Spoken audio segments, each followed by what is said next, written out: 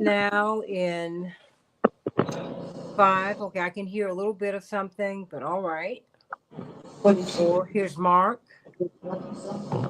Okay, and I've got Mark in his glasses today. That is a treat. Oh, It's all good. Look, mine are right over here. And 5. Okay, and we are up. Hey, everybody, welcome to the Santita Jackson Show here on AM 950 Radio, the voice of progressive Minnesota. It is a joy to be with you. I hope that you have a marvelous, marvelous Labor Day weekend. There's a lot for us to be grateful for and a lot for us to think about. And let's talk about this today. Let's talk about seeing the military on our streets. That is how we are to be policed. What do you think about that? What do you think about ICE, who are generally masked? Um, you can't identify them, and they don't read you your Miranda rights. They just scoop you up and take you away. What about the National Guard? Rank and file take their orders from the president. The officers swear an oath to the Constitution. I was not aware of that bifurcation until late last night, early this morning.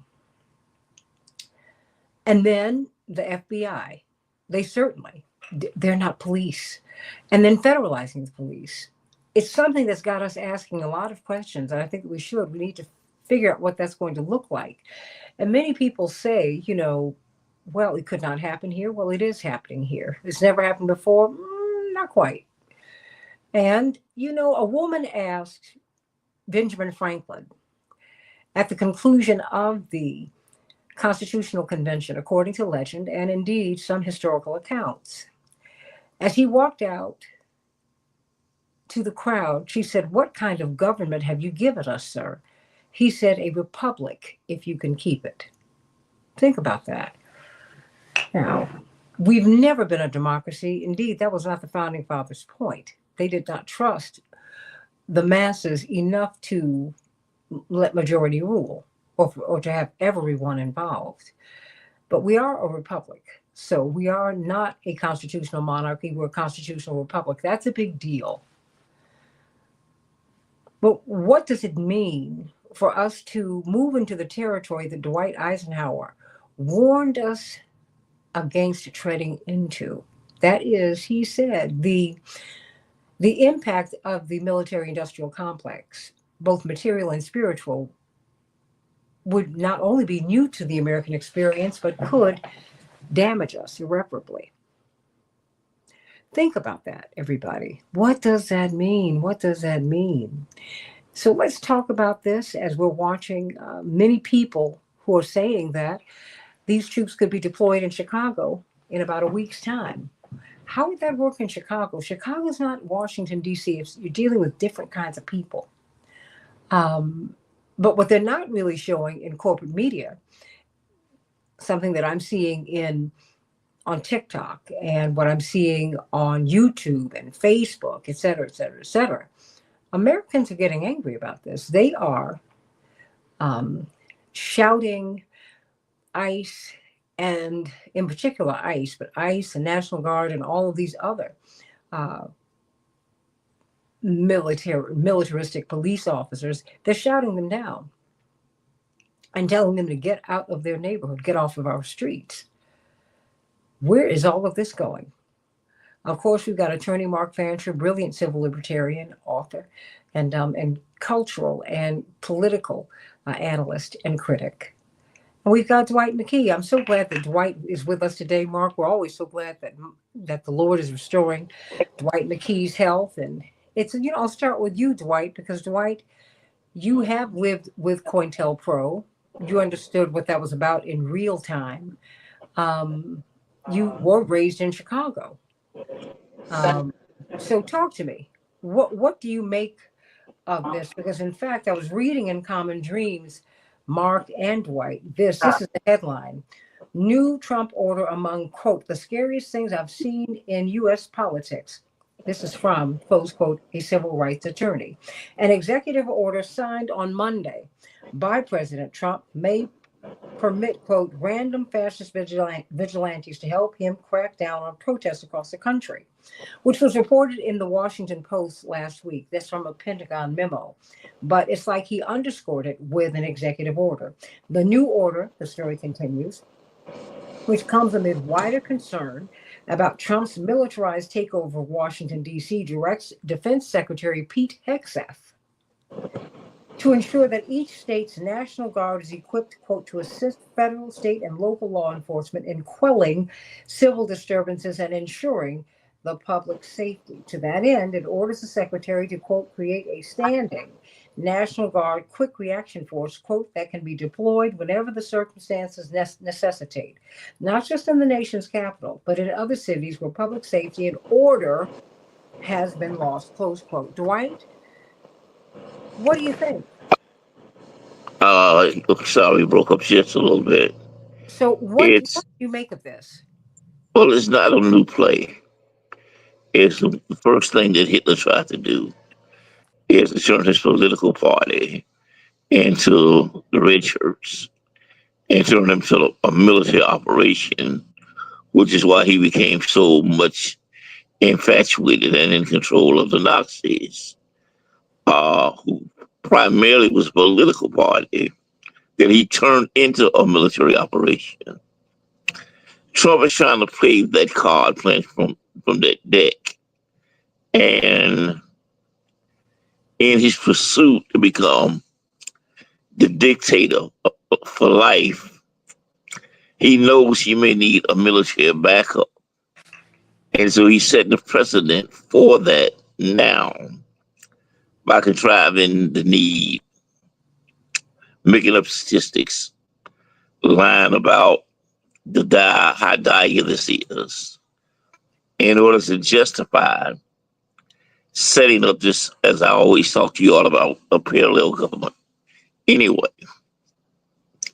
so it's not new. The problem I think he's going to have is that I think at that level he miscalculates the American people. The American people are not the German people who didn't have a real identity at that point in time. They had been wounded by 2 world wars. They had been dislodged from the economy by Versailles. And they were kind of lost looking for an identity. And he imposed one upon them. The American people are not like that. They really see themselves first as Americans. They're more like the Titans that way. And so I think if he's not careful, he's going to start out with a Hillary strategy, a Hitler strategy, but end up with a Mussolini return. What does that mean? Well, Mussolini tried the same thing, but he was imposing that on the people who had a 2,000-year identity, who saw themselves part of the Roman Empire, who saw themselves part of the Catholic Church. And they ended up putting him on a tree and dragging him through the streets, because that same approach did not fly in Italy, did it in Germany. Attorney Mark Fancher, what do you make of this executive order, which seems to underscore what the Pentagon memo has said that all of these military forces will be used to do? Well, I think Dwight is exactly right. It has always been Trump's objective to become a dictator, to lock down the state.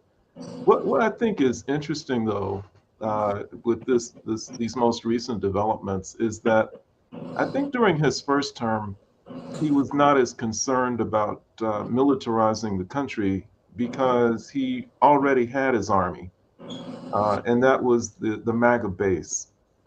They were armed, they were militant, and if necessary, they would go to the mat for him, as demonstrated by January 6th. I think that when it came time for him to do what dictators do, which is to seize control of the government, then he sent the word out to his army. which was the MAGA base, and said, it's on. Come to Washington on January 6th. And in his own little codes, he said, we're going to use force to take control of the government. And they came. They didn't succeed, much to his disappointment, I'm sure. But that was his plan. I think he felt like that if he ever needed to use force, then he would be able to just count on his base in order to do that. The fact that he now is resorting to the military and to vigilantes and to federal law enforcement and other things is an indication to me that he no longer believes that he enjoys the full support of his base. And he may anticipate that he's going to continue to lose the support of his base, if he does not deliver for them in the ways that he has promised, in material ways.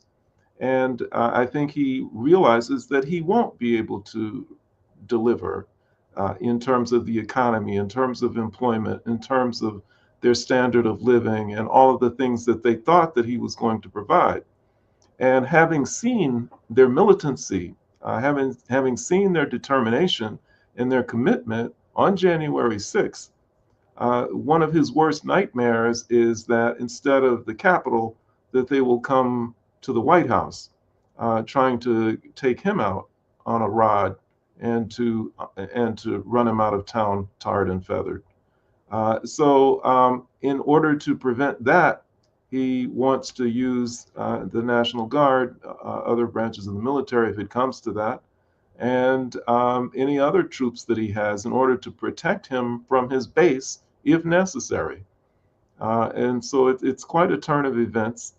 And but ultimately, I think that his objective is to, on the one hand, continue to keep the presidency so that he becomes dictator for life, and at worst, to just defend himself from a very enraged country.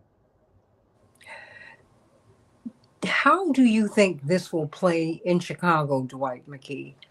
The masked ICE agents, the FBI. What do you think? I mean, a federalized police, because that's what they're doing. How would that work? Well, I don't think they'll play in Chicago would at all, because our exposure to federal troops have always been very, very negative. When you go from the riots in '68 all the way over to the Democratic Convention riots, we've always had a very negative relationship with the National Guard in that situation.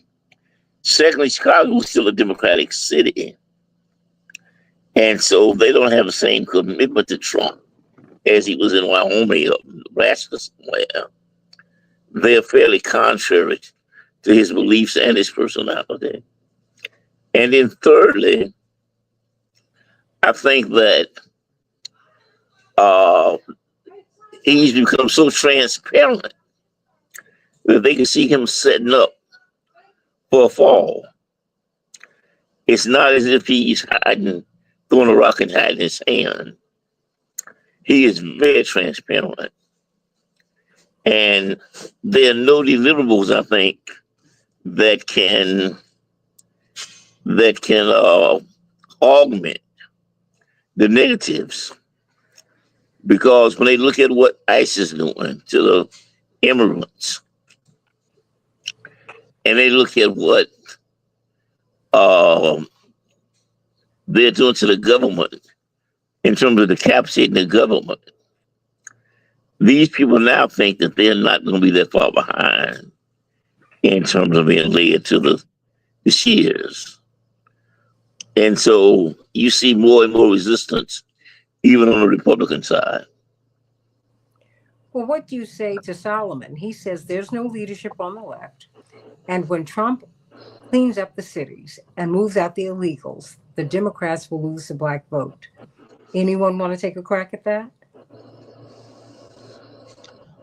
I'd just be curious as to who he defines as the illegals. I think that unless you are indigenous to this hemisphere, Native American, American Indian, however you want to describe them, everybody's an illegal.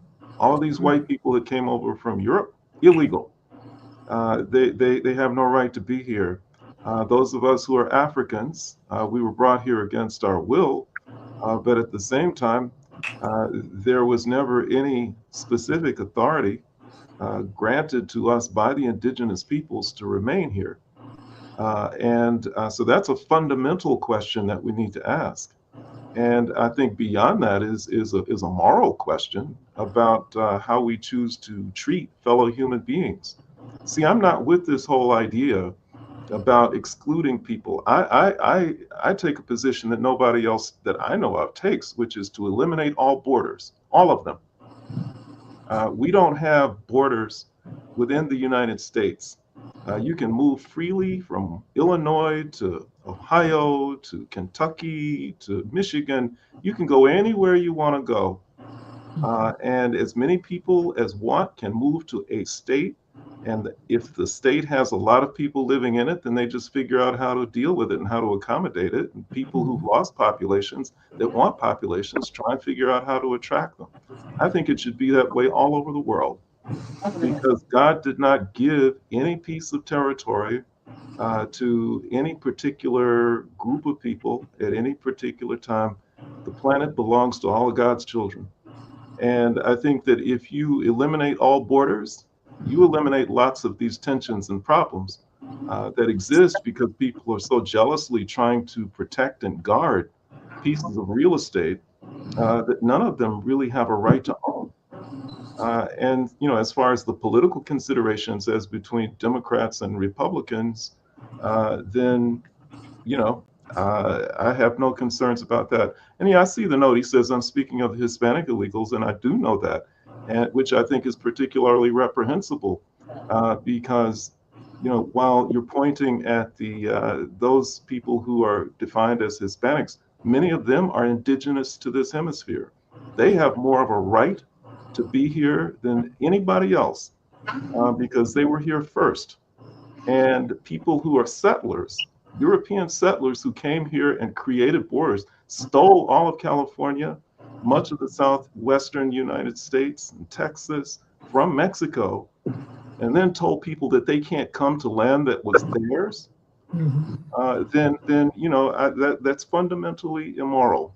And then it also completely ignores the fact that there are many people who are of African descent who are here, who are also lumped in with Hispanics when these kinds of exclusions are pursued. And then you add to that all of the people who are European, who are here illegally, that the government never tries to clear out. In fact, they want more people from Europe to come here, even if it's illegally, because they like white people. They want more of them. And so this is a very racist kind of a policy. And it pains me when people of color get on board with that program, because it's a racist policy that works against communities of color. You're sitting up here advocating for the exclusion of people of color who have more of a right to be in this country than anybody else, while remaining silent while all of these illegal Europeans are here. We're getting rid of people who are immigrants. Get rid of the president's wife. Tell her to get lost. Tell all of these white people who are here who really shouldn't be here to get out of here.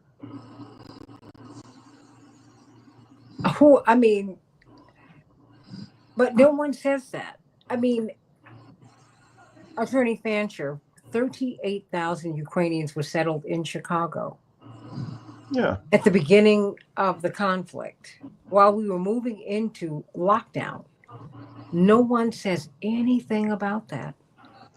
They bring white South Afrikaners here, roll out the red carpet for them. These are people who participated in and were complicit in and who benefited from apartheid in South Africa. One of the worst kinds of institutionalized racism and white supremacy you can see. And they said, come on in, welcome them in with a red carpet And then these people who are indigenous to this hemisphere, who just want to come here to try and better their lives just a little bit, who come in, they do honest work, they become participating members of the community, they want to get rid of them. Dwight McKee, your thoughts? Because these Hispanics really, it's a misnomer, right, Mark? I mean, and Dwight, they are indigenous people they're about as Hispanic as we are British. I speak English. I'm not English. Good, good example. What he said is, Mark said is true, not just for borders, but for music and for sunshine and for water. The problem you have is you have a people who are so devoid of existential value that they define themselves by what they have, what they own, where they live, what they can buy. And so their very existence is organized around uh, an outside in self identity as opposed to inside out identity. So it's very hard to give them realistic moral principles because their alpha and omega starts the same place. It's me, survival of the fittest. What can I do? What can I have? Who am I? Um, it's very interesting. You made a good point to say these some Hispanic people are so about as much Spanish as we are British. Is that for these white people, once you understand history, you understand that's the only currency. It does not have to be. But for many of them, the only thing that they see themselves different that make them unique and special is whiteness. And if that's your only currency, then it becomes an absolute in your life. Everything else is devalued relative to that. And the way they set the society up is they set it up in such a way as your value was inherently connected to your melanin or absence therein. Solomon says Hispanics classify themselves as white. Certainly, they do have that option. All of them do not. He says send the Ukrainians back to Ukraine, I'm presuming, and the South Africans back to South Africa. Send the illegal Africans back as well. Which ones, us or them? I mean, I don't. I'm trying to figure out because this is part of the reason that Mayor Brandon Johnson has low approval ratings. He inherited an issue with the migrants, with people who were brought in here by a government corporate partnership so that they could go to work, Dwight and Mark, for cheap. I mean, our own Secretary of State signed off on it. I don't understand what it is that we're missing here. It's just pretty amazing. And Solomon said it doesn't matter because they are being deported in large numbers. Are we taking, in your estimation, Mark Fancher, are we taking the right approach to these people? You see, we have warships off the coast of Venezuela. What we want in Venezuela, we want Venezuela's oil. We want to go in there and overthrow their government so that we can take back our oil that's underneath their feet. Help me to understand that. Make that make sense to me. Oh, it doesn't make any sense unless you're a capitalist or an imperialist, which is really ultimately what this is all about. It's pathetic, I think, when just people who are everyday people sign on to these programs which are designed to divide masses of people.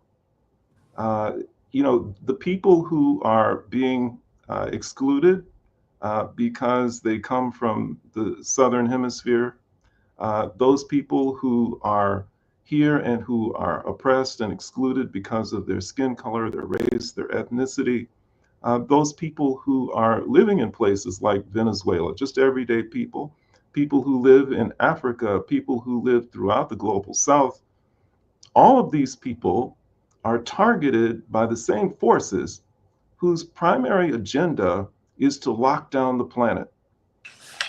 That's their agenda. It's a small elite group of major corporations, wealthy families, trillionaires and billionaires, and they use the military industrial complex in order to do it.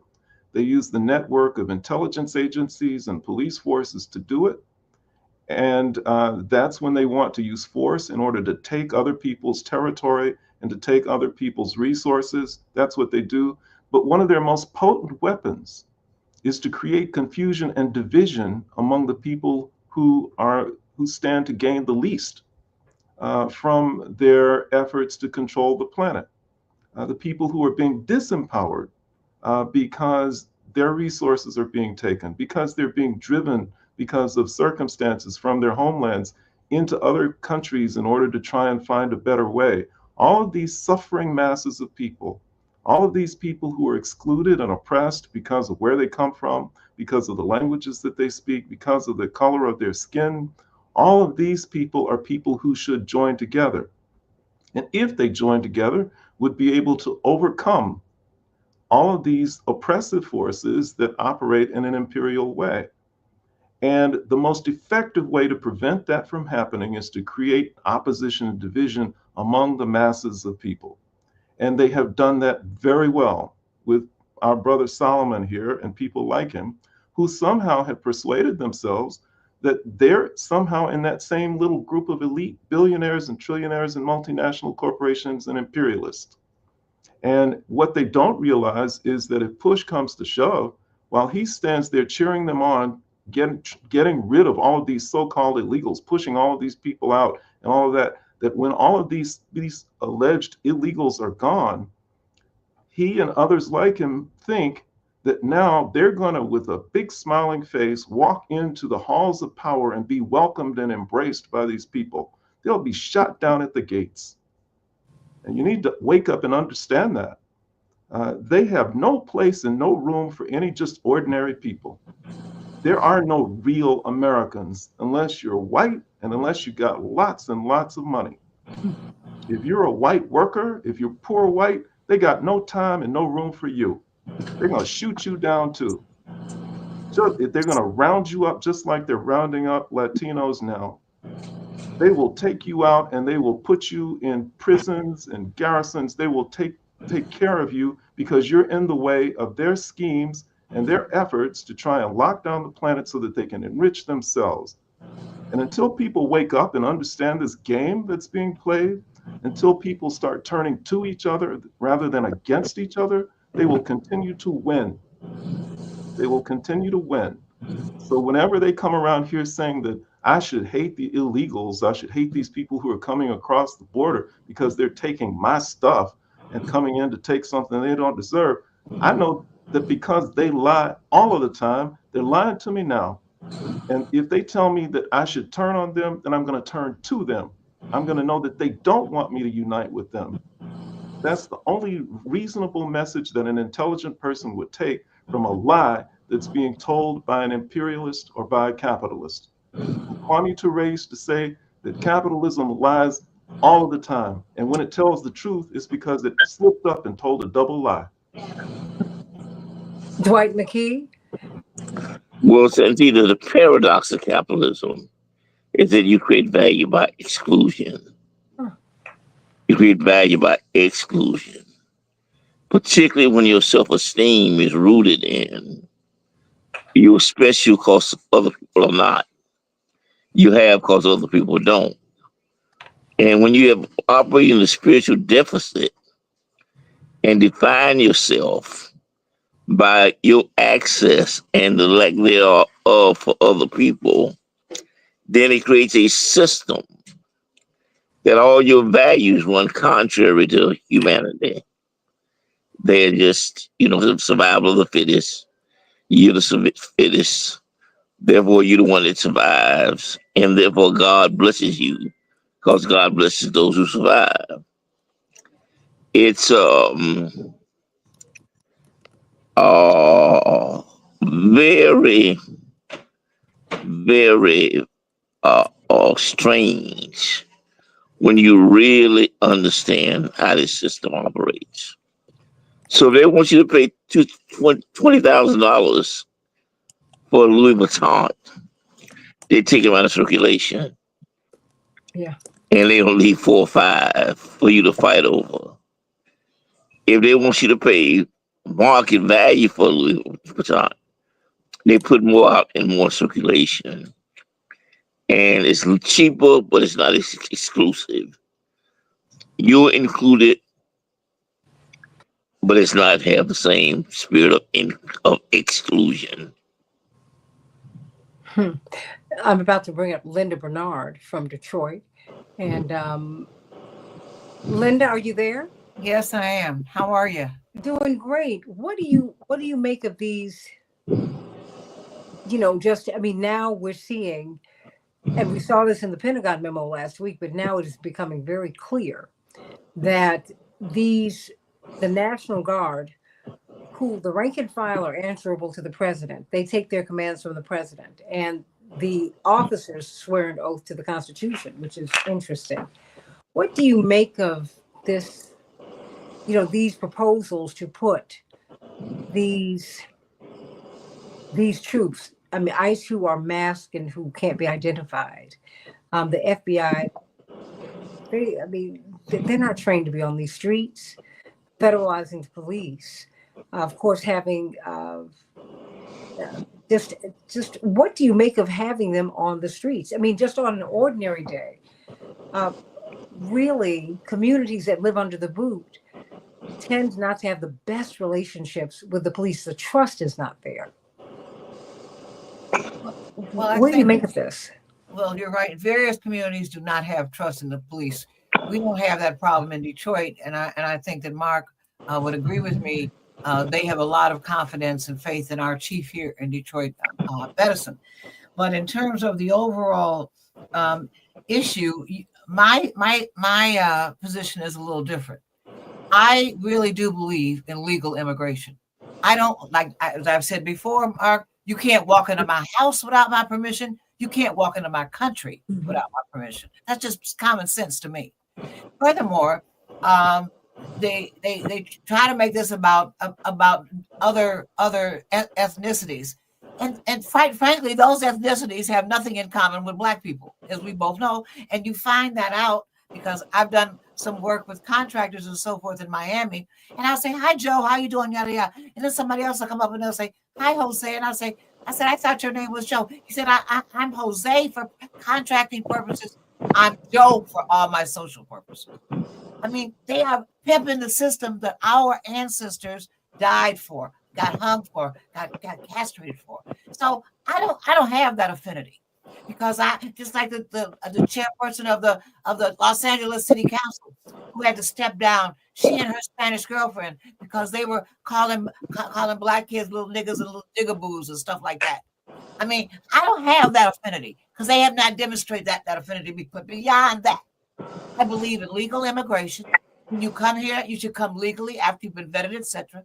You should not be dependent on our government or any government. You should be able to work, and you should know our language, which is kind of what it was like after World War II, because 2 of my aunts are German, and they both came, but they both spoke English. They both worked. They also went to the classes that you and I could teach, where you swear affinity to the United States government. And they were very, very, both of my aunts, very, very proud Americans. So I understand immigration close up and personal. But I'm just saying to you that this rah behind people who are breaking the law, coming into our country, dependent on us, sucking us dry, all those resources should go for poor Black and white Americans, period. You just don't do this. And I don't know how come we've got so far afield of what's just common sense. It's just common sense. And the fact that they work here and labor here means nothing to me. When Beyonce goes to Paris for a concert, before she leaves the country of France, she pays tax. Workers, when you make money in a country, you pay taxes on it. And Santita knows because she's an artist. Before you leave the country, they get their money from those concerts before you even leave the country. So I don't understand what this is about. Oh, I am not championing their cause. I mean, if you're right, if the law says that if it's like super indigent circumstances, if you're being killed, my brother was killed by the gang in Venezuela. Shoot, my brother could be killed in Detroit and Chicago. If our brothers are killed in the United States, we can't just walk into Canada and squat and say, well, we're here as a refugee. We want to. I can walk across the bridge. I can walk across the bridge and squat. No, no, no, no, no, no. Murder happens everywhere. There are gangs everywhere. I want to talk about it at another segment because I just learned a lot about it yesterday from our police department. But anyway, I'm just saying, no way, Jose. Sorry, Charlie. You got to have my permission to come in my house. You got to have my permission to come in my country. And you can't come in here and eat and drink and everything, me to death. And my family and my resources. That's not working. But Linda, this is other corporations did it. But you're right.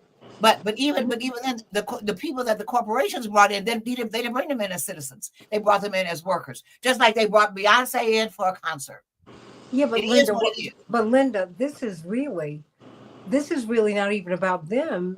And this is about them in part, but this is really about stopping Americans from protesting, from demonstrating. Do you think that that's a good thing? Of course not. I think everyone should be able to protest lawfully. As Mark knows, when George Floyd was killed, we had a number of protests in Detroit, but they were not violent. We didn't have that stuff. You weren't going to burn down Detroit and you weren't going to tear it up. That ain't happening. So yeah, but it is what it is. And you can protest peacefully. But hold on. Santita. Yes, Dwight. You can put people out your house. But you can't put people out there. You can't. Let me finish. Let me finish. But you can't put people out the YMCA because that ain't yours. That's public property. That's somebody else built that. You don't have the deed to the YMCA. And so when you talk about my house, you ain't got no deed to this land. This land ain't homegrown. People have been growing food on this land for 2,000 years before you even knew about it. So it only becomes your house because you claim it to be so. Because you impose a title where there really is none. And so the gumption to say nobody can come in my house and you ain't got no deed amazes me. Well, I have to say this, Linda, as I bring you back up, and of course, feel free to jump in. Mark, the thing is, I'm watching on television right now, tragically, something that has happened in Minneapolis, the home of my home station, AM 950 radio, a shooting in a church. 17 people were shot. At least 3 people have been killed. Really? Oh, absolutely. And they're not going to send the National Guard and ICE and the FBI and the police into the white neighborhood that produced this young man. Yeah. They don't, Mark, they don't do that. Yeah, and see, that's the thing. I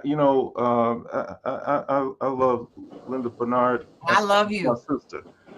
But on this, we just are on totally opposite ends of the spectrum. Before you came on, I was saying, look, I don't believe in borders, period.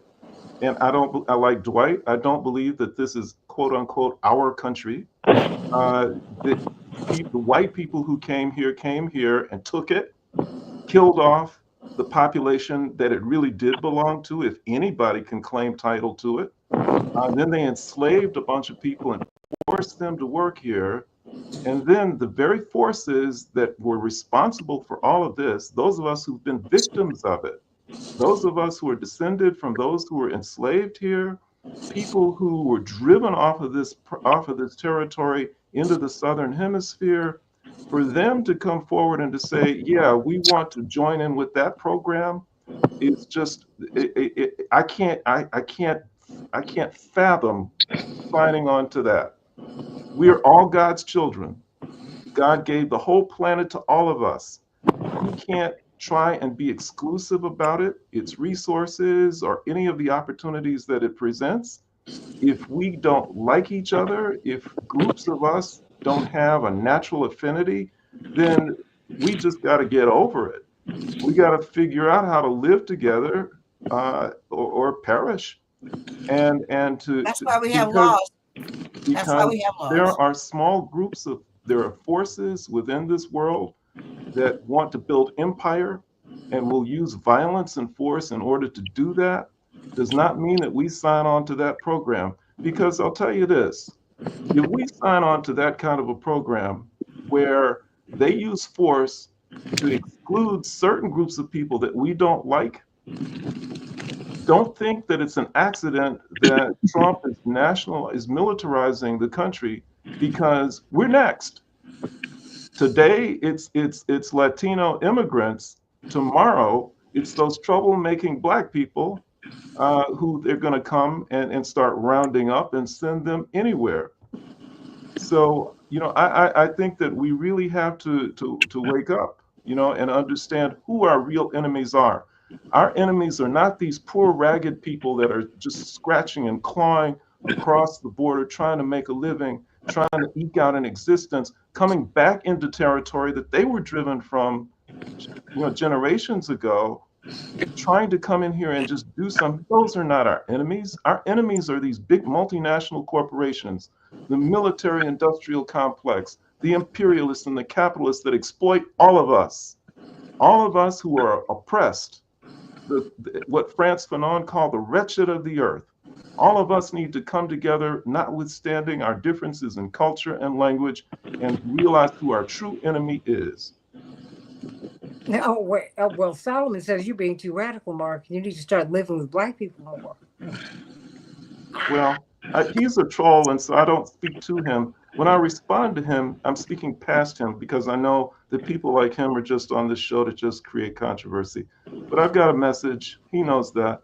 And I don't have time for that kind of foolishness. Thank you very much.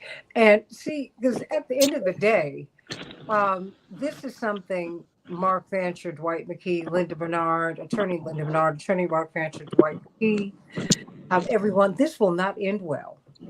And this is something that Dwight Eisenhower foresaw. And he was the general of the Second World War. He said, don't do this.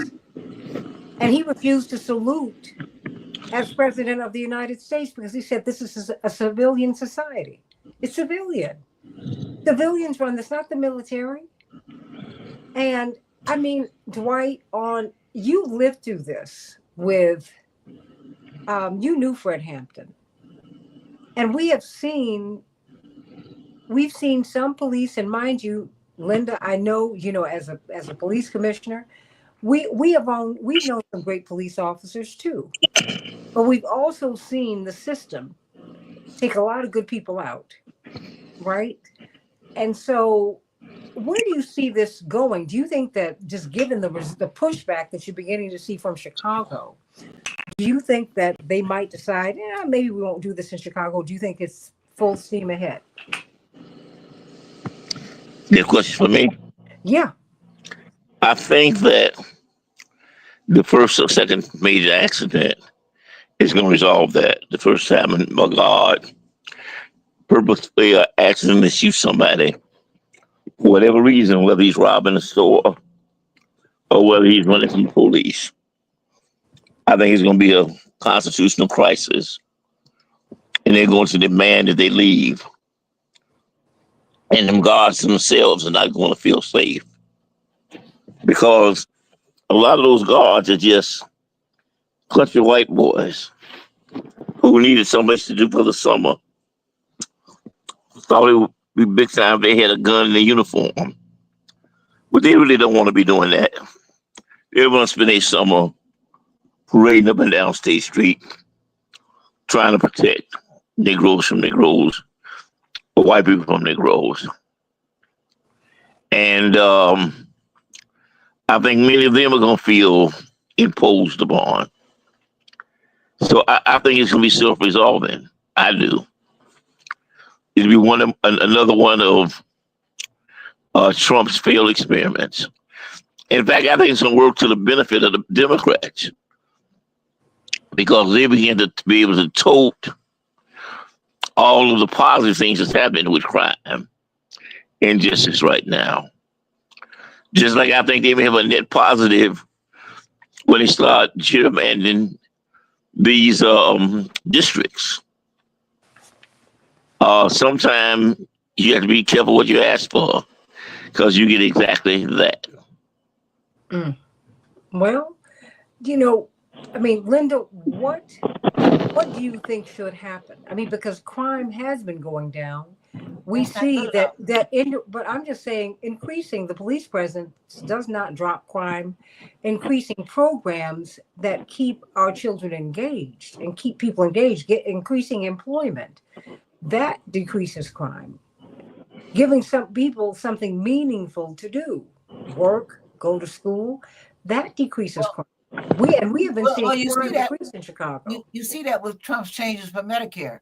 In order to get Medicare, I mean, Medicaid, not the medicine part. The other. He's cutting it. He's saying no. He's saying you can still get. I'm not changing the amount of money that people get. That's a lie. Let me finish. He says in order to get money, though, you've got to do something at least 20 hours a week. You can volunteer in your church. You can volunteer for Rainbow Push. You can volunteer for the ACLU. You got to do something. Can I sit on your butt? Linda, don't put Rainbow Push in it. Don't put 70-year-olds. Don't make that. Not 7-year-olds. We're talking about adults. No, I'm saying changes only relate to adults. Medicare is for our elders in large part. And volunteering. You know what volunteering is? They're going to be working for corporations for cheap. No, I'm talking about state aid part for people who get that. No. And the fact is, he has cut $1 trillion from Medicare and Medicaid. He's done that. Done that. And some of that is fraud, but most of it is probably no. It's not enough fraud. You know what? We have been defrauded. That's why the government almost collapsed in 2008. Well, people didn't do that. Then the Republicans will lose in 4 years. That's just the bottom line. I mean, but people are sick of this, Santita, and you're right. Maybe we've swung too far to the left. But the right was when you don't know what a woman is, and you go through all this. Linda, get forever. That. I'm not making this. I'm just talking common sense. I'm talking I'm the lowest common denominator. Linda, get to the point. We're not talking about trans. I know that, but I'm saying that the shift, the pendulum has swung because of the insanity that we've been enduring for the last 4 years or more. That's why we've shifted. Linda. And America has shifted. Stay with the police. I will. Stay with ICE, who are masked and unidentified. So why Detroit police officers? Because when they go into a drug house or anything, everybody's masked. They've been masked for years, years and years. Linda, they're picking up Americans, Linda. They are picking up people who are on their list as an illegal. No, they're not. I'm on the list if they say there's a warrant for Linda Bernard. And Linda, I'm arrested until such time as they discover I'm not. Linda, they have been picking up people by mistake, and they don't apologize. They just keep them in custody. Linda, that's what they've been doing. But that's what they've been doing. Mark, have they not been keeping them in custody? For what, Mark? What's the reason? Now, there's a case the ACLU is in court about today for just that thing. So this young man can't even get a bond hearing. What happened? What was he stopped for? What was he arrested for? We don't just arrest him. They presume that he's illegal, but he's not. Oh, well, that's good. But no, it's not good. They kept him in jail. They won't let him out. Why? Because they're fascists. Oh, they did it to a client of mine when they discovered he was an American. I thought he was illegal. He told me he was illegal. He didn't even know he was legal. Linda, Linda. They let him go. I didn't know that they were holding Linda, him. That could be, quite frankly, that could quite literally be any of us, because more Black and brown people were sent to South and Central America than were brought to the United States. When you, Mark, or any of us walk through a Latino neighborhood, people will start speaking Spanish to you because you are indistinguishable. They start speaking Spanish because they don't want me to know what they're talking about, which is usually what the No, I'm saying the only people that I view as refugees are Haitians. None of those other folks. They greet you in Spanish because they assume that you are a Spanish speaker, because they assume that happens to me all the time. Doesn't happen to me. It happens to me. I mean, I'm just saying it could happen to anyone. Yeah, that's true. But I'm just saying, I don't know why we have this we're going all out like this, Mark and Santita, for if you will, Spanish speaking people. And the reality of the situation is that the congresswoman from New York. Let me let ask me just say this.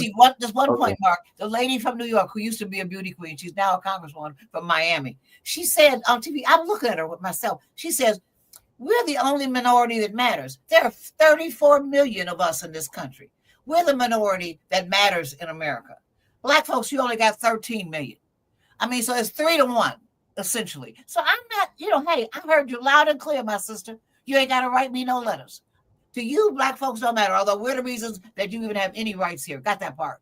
But let me ask this. Let me ask this question. We're the only minority that matters. Do you think that God loves Latinos any more or less than he loves African people? I'm talking politics now. No. Well, yeah, but I mean, we're human beings. Absolutely. And the question is, are any group of people, is any group of people better than or worse than another group of people? And if God loves all people equally, do we not have a duty to do the same? I can love you, but you got to follow the law. It's just that simple. And who makes the laws? The people who have power and wealth and influence, and many times they're the people who hate not only the people that you're saying that you don't like, they hate you too.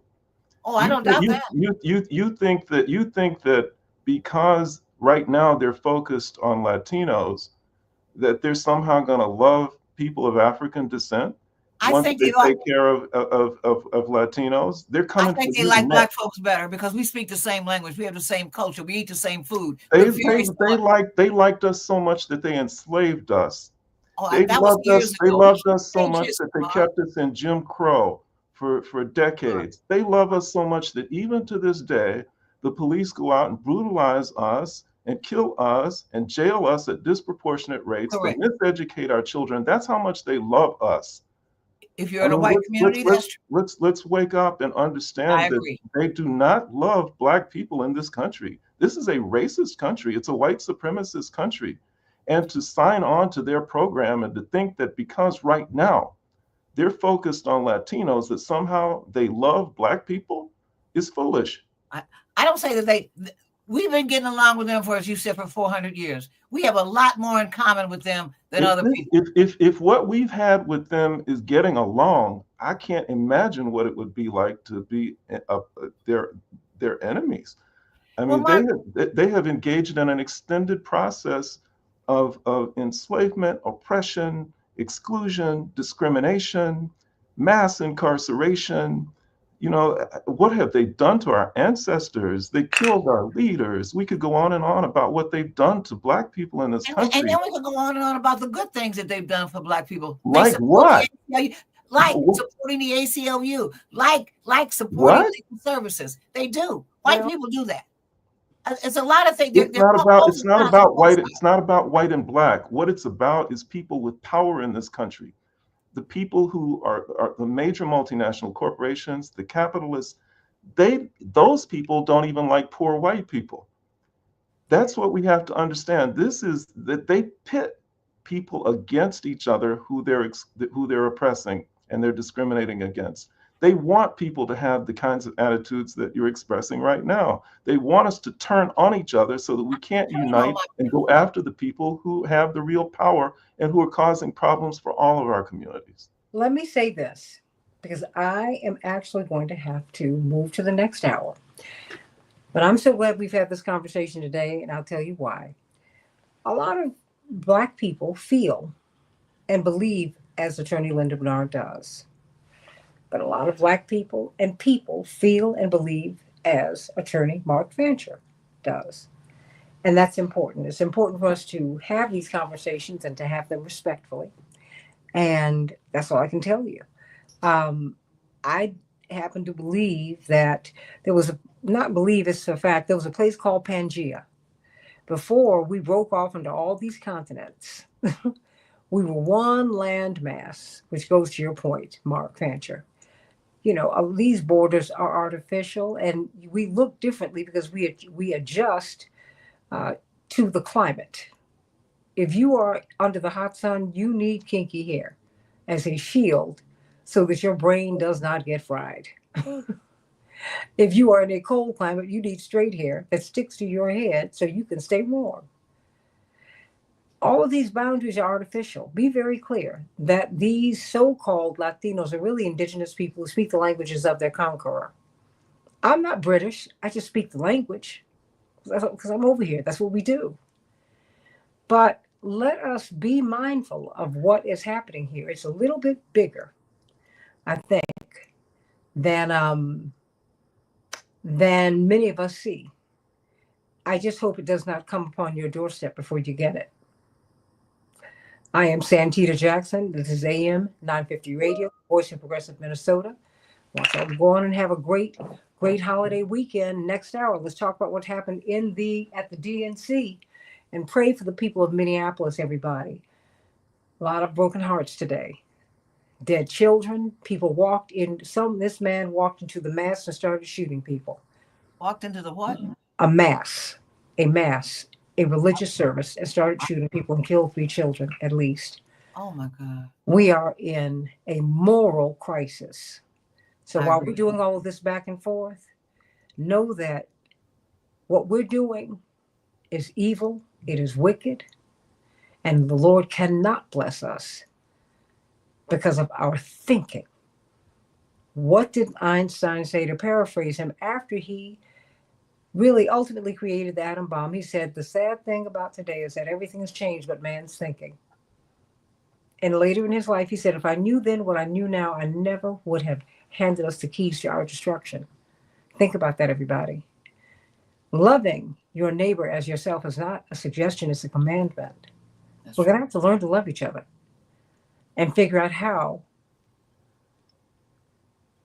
to help each other be all that we can be. People deserve to eat. They need food, clothing, and shelter.